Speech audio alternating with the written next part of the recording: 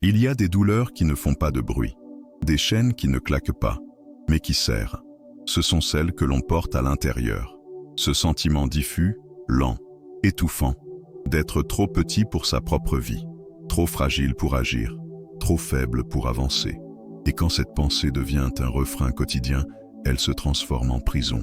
Pas une cellule de pierre, une cellule faite de soupirs, de doutes, de silences avalés.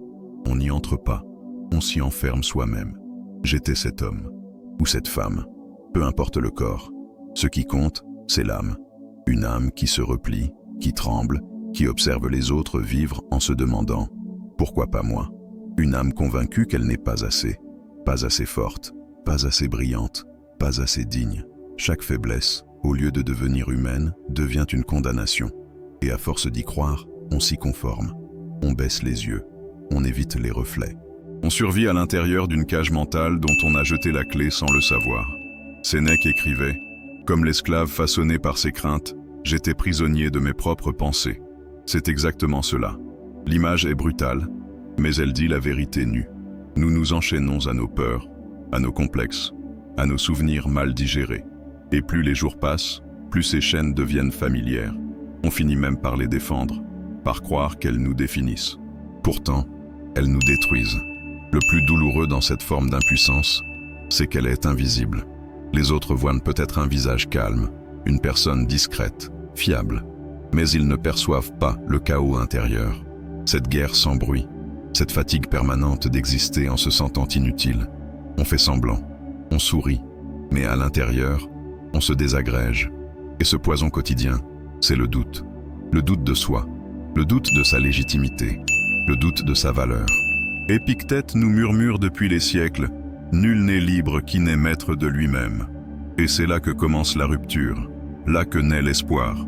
Car si notre servitude est intérieure, alors la clé est intérieure aussi.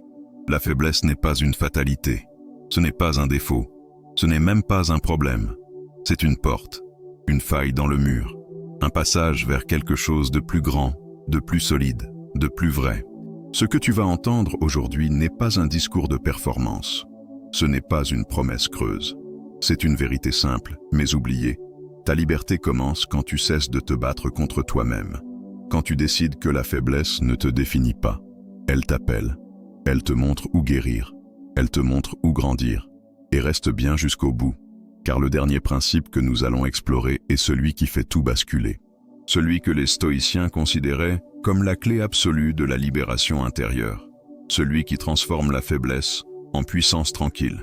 Si tu veux approfondir ta force intérieure et recevoir chaque semaine des clés stoïciennes concrètes, abonne-toi maintenant.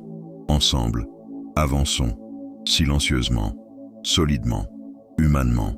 Il y a un moment précis, imperceptible, mais décisif, où l'on commence à cacher. Ce n'est pas un mensonge crié, c'est un repli subtil. Une façon de sourire quand on voudrait pleurer. Une manière de dire « ça va » quand tout vacille. La peur que quelqu'un voie. La peur que quelqu'un découvre cette part de soi qu'on déteste. La faiblesse. On apprend à la maquiller, à la transformer en perfectionnisme, en contrôle, en silence. Et plus on avance, plus le masque devient peau. Mais ce camouflage, loin de nous protéger, nous enferme. Car en refusant que notre fragilité soit visible, on lui donne un pouvoir invisible. On ne vit plus. On gère. On gère les apparences, les émotions, les relations. Chaque jour devient une performance intérieure. Rester debout, paraître solide, éviter la faille. Et à force, on ne sait même plus où elle commence, cette faille, ni qui nous sommes, sans le masque. Le stoïcisme, à l'inverse, ne nie pas la faiblesse. Il ne la juge pas. Il la regarde en face, sans la grossir, sans la fuir. Il dit « Ce que tu appelles faiblesse, c'est un terrain, pas un verdict. Ce n'est pas ce que tu es, c'est ce que tu peux travailler. » Sénèque lui-même, loin de se présenter comme un sage parfait, admettait ses propres luttes, ses peurs, ses écarts. Il écrivait pour s'ancrer, pour ne pas dériver, et surtout pour transformer chaque faille en matière à sagesse. Nous confondons trop souvent vulnérabilité et nullité. Nous croyons que si l'on trébuche, c'est qu'on n'est pas digne, qu'un cœur sensible est un cœur faible, qu'une erreur annule toute valeur. Mais c'est faux. La vulnérabilité n'est pas une tare, c'est une porte d'entrée. vers l'humilité, vers la lucidité, vers la force tranquille, celle qui ne se montre pas, mais qui ne cède pas, celle qui ne parle pas fort, mais qui reste debout quand tout vacille. Alors commence-la, sans bruit. Chaque matin, prends un instant pour te rappeler une seule chose que tu as faite, une chose que tu as surmontée, une décision que tu as prise, même minime. Écris-la, vois-la, et comprends que ce n'est pas rien. C'est ta clé, ta preuve, ton ancrage. Ce n'est pas de la prétention, c'est de la vérité. Et chaque vérité, aussi discrète soit-elle, affaiblit le masque. Imagine une porte verrouillée. Devant toi, une porte massive, rouillée par les années de doute. Ce n'est pas un cri qui l'ouvrira. Ce n'est pas une force extérieure. C'est ta main, c'est ton geste, c'est ta propre clé, forgée dans tes réussites oubliées. C'est en les rassemblant, une par une, que tu feras céder la serrure. Sans bruit, sans démonstration, mais avec une dignité que rien ne pourra plus jamais t'enlever. Écris, si cela résonne en toi. Je ne cacherai plus ma faiblesse. Je la transforme. C'est souvent en silence que le jugement commence. Un soupir à peine audible, un froncement de sourcils qu'on ne contrôle même plus, une phrase intérieure qui revient toujours. Tu aurais dû faire mieux. Ce n'est pas une voix étrangère. C'est la nôtre, celle qu'on écoute en boucle. Celle qui, sous couvert d'exigence, installe un tribunal dans notre esprit. Chaque geste devient une preuve, chaque hésitation, une faute. Et nous devenons à la fois accusés, juges et bourreaux de notre propre vie. L'auto-jugement n'a pas besoin de preuves. Il se nourrit du doute. Il guette la moindre chute pour réécrire l'histoire entière. Tu n'as pas seulement échoué, tu es un échec. Tu n'as pas seulement oublié, tu es négligent. Tu n'as pas seulement eu peur, tu es faible.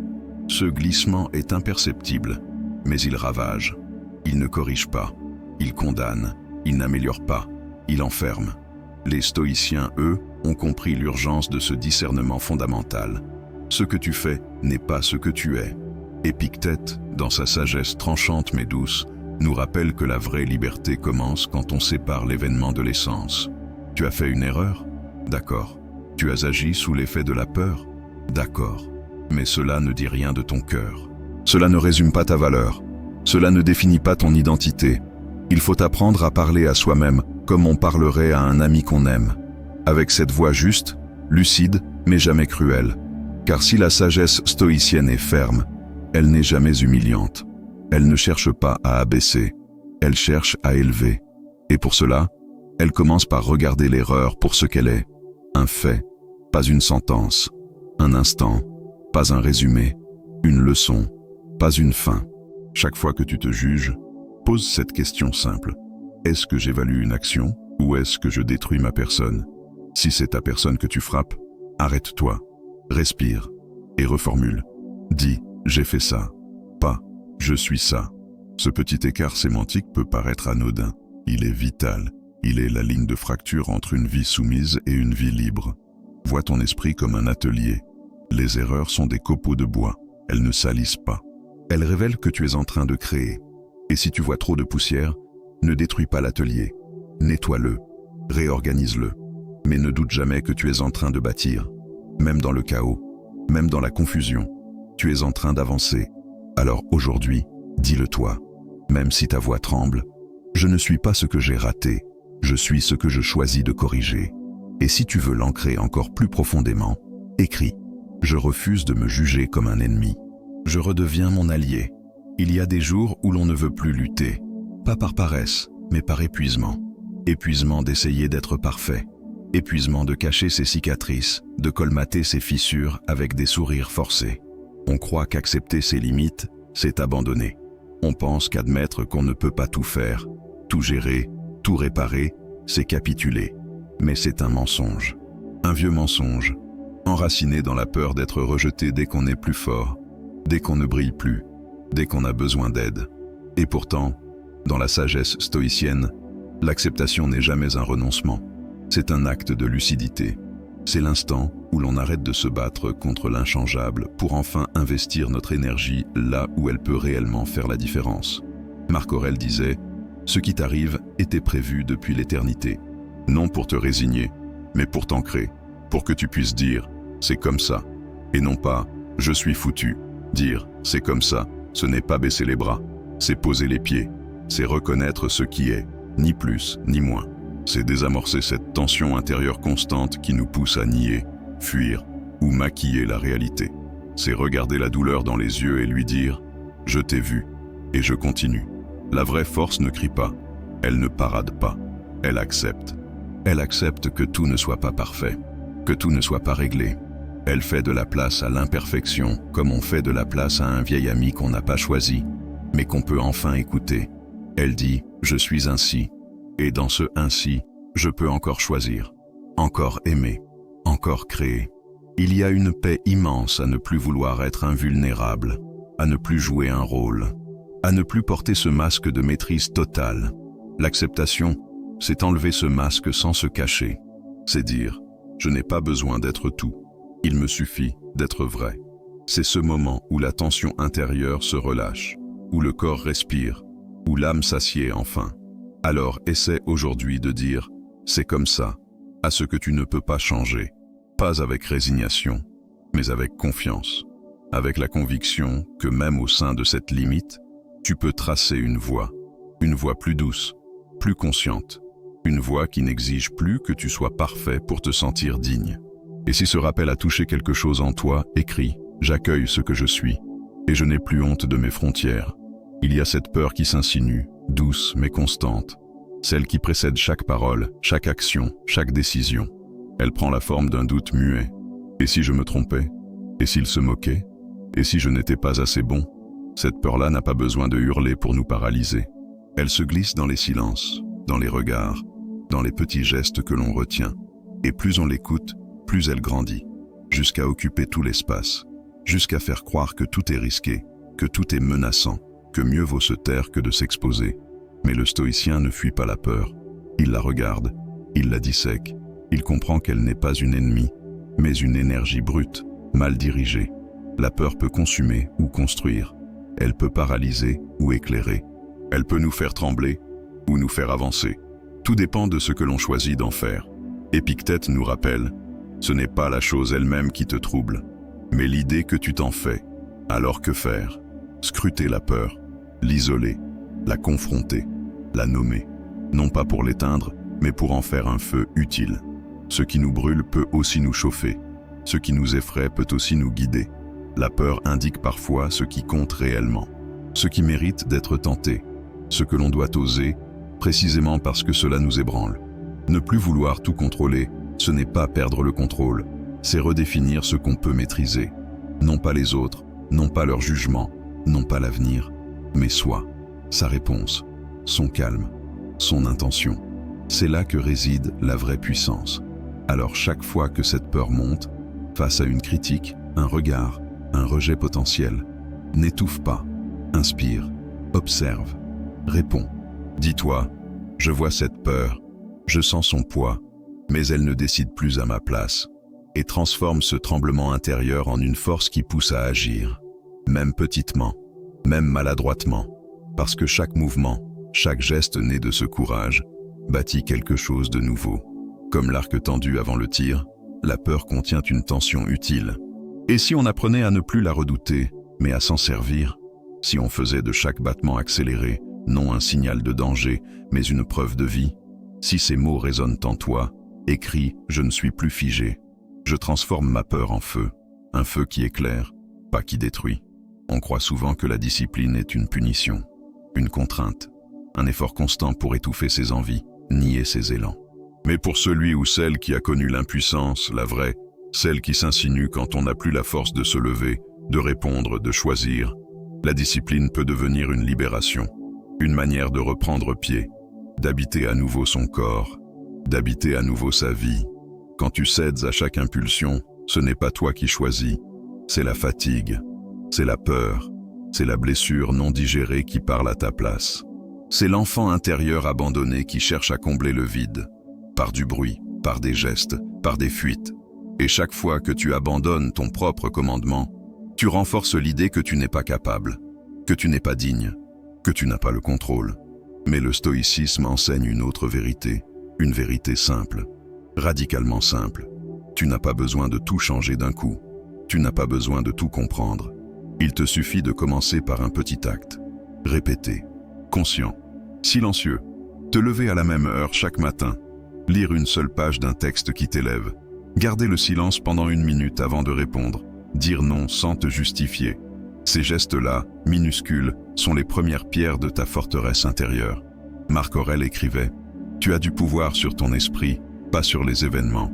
Prends-en conscience et tu trouveras la force. » Chaque fois que tu choisis consciemment de poser un acte de volonté, tu affirmes ce pouvoir.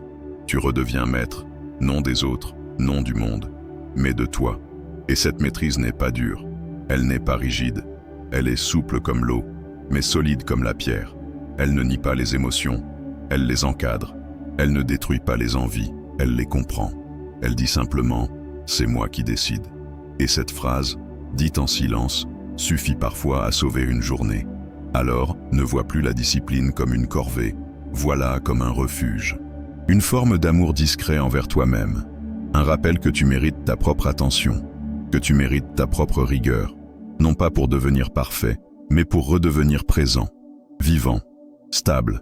Si ces mots t'ancrent, si tu sens que tu peux, toi aussi, replanter une première graine de volonté, écris « Je reprends la clé ». Chaque petit acte de discipline est une preuve d'amour. Un pas vers moi. Il y a cette fatigue invisible, celle qui naît non pas de ce que tu fais, mais de ce que tu ressens quand tu le fais pour être vu, quand chaque geste attend un écho, quand chaque parole espère un retour. Tu souris pour plaire, tu t'excuses pour rassurer, tu réussis pour être reconnu, mais tu te perds, tu t'effaces dans les attentes, les jugements, les absences de l'autre, et à force de chercher l'approbation à l'extérieur, tu oublies comment t'approuver toi-même. Ce regard-là, le regard des autres, est changeant, capricieux. Il t'élève un jour, il t'ignore le suivant. Il te donne une illusion de valeur, mais jamais une certitude.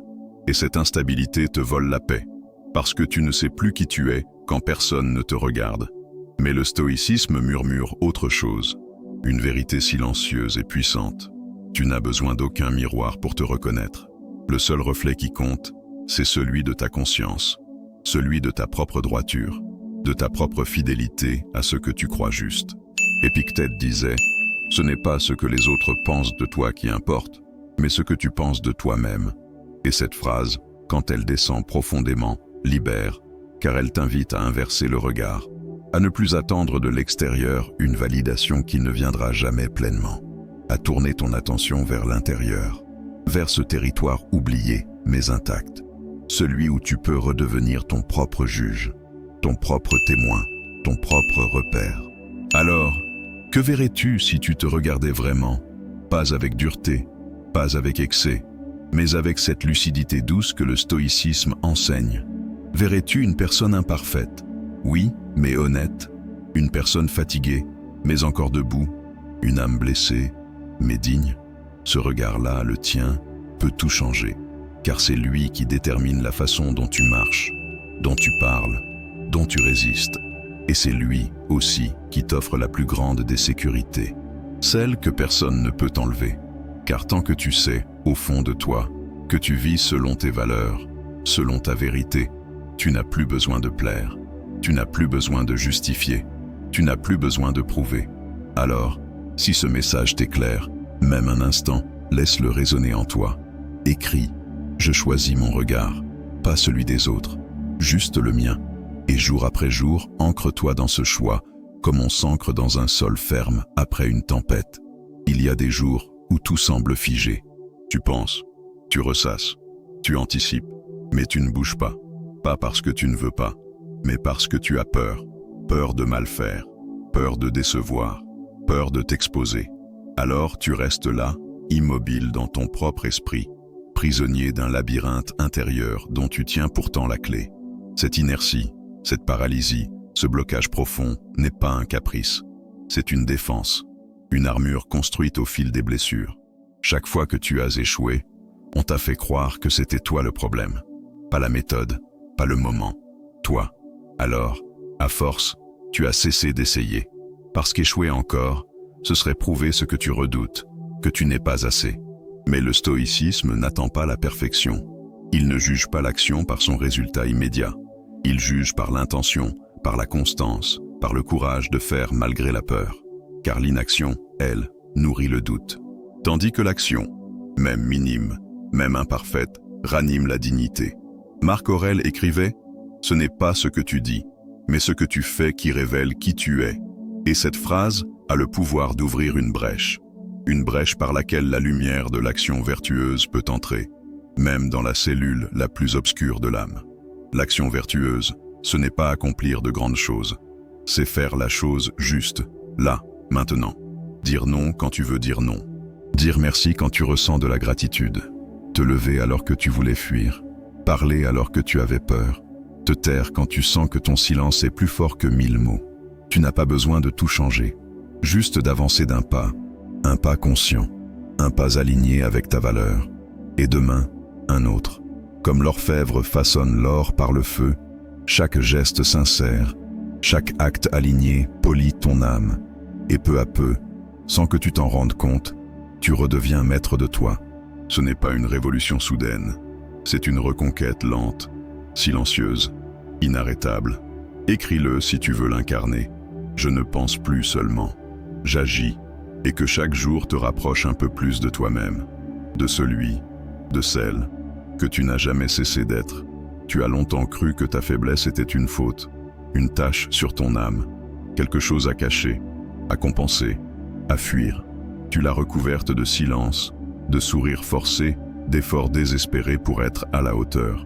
Mais chaque pas que tu faisais pour t'éloigner de ta fragilité te ramenait plus profondément dans ta propre prison. Et puis un jour, tu as arrêté, pas brusquement, pas héroïquement. Non, tu as simplement cessé de courir. Tu as tourné le regard. Tu as osé poser les yeux sur cette part de toi que tu rejetais. Et tu l'as vue, fragile, tremblante, mais vraie, humaine. Et soudain, elle ne faisait plus peur. Parce qu'au fond, ce n'était pas ta faiblesse qui te détruisait. C'était le rejet de cette faiblesse, ce refus de te reconnaître entier. Tu étais en guerre contre toi-même, et tu perdais chaque jour un peu plus de paix, un peu plus d'estime, un peu plus de souffle. Mais ce jour-là, dans ce silence intérieur, quelque chose a changé.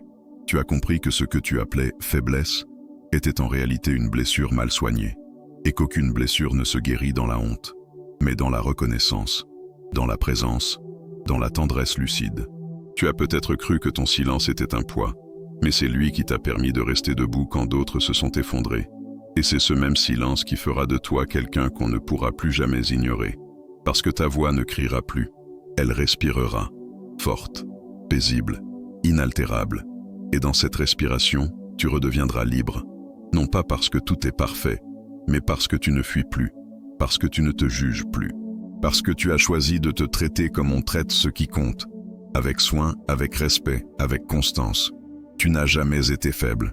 Tu as été brisé. Et tu as survécu. Maintenant, tu choisis. Tu viens de marcher à travers ce paysage intérieur où la faiblesse n'était pas un défaut, mais un mur. Un mur que tu croyais infranchissable.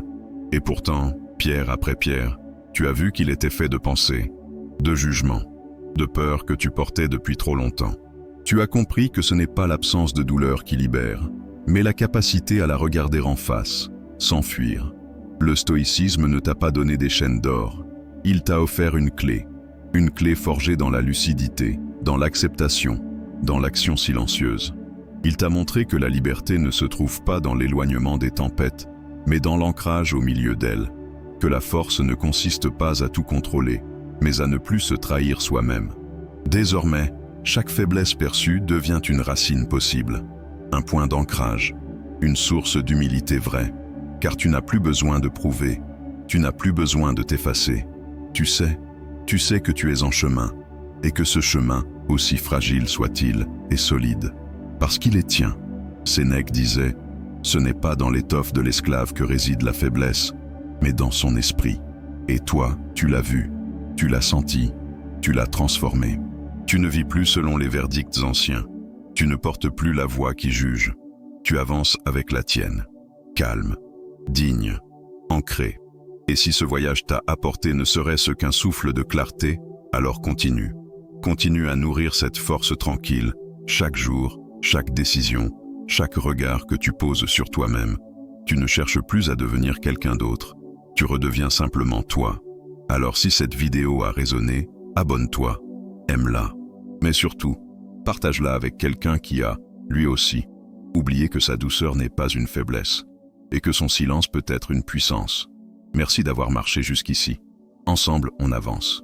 En silence, en profondeur, en paix.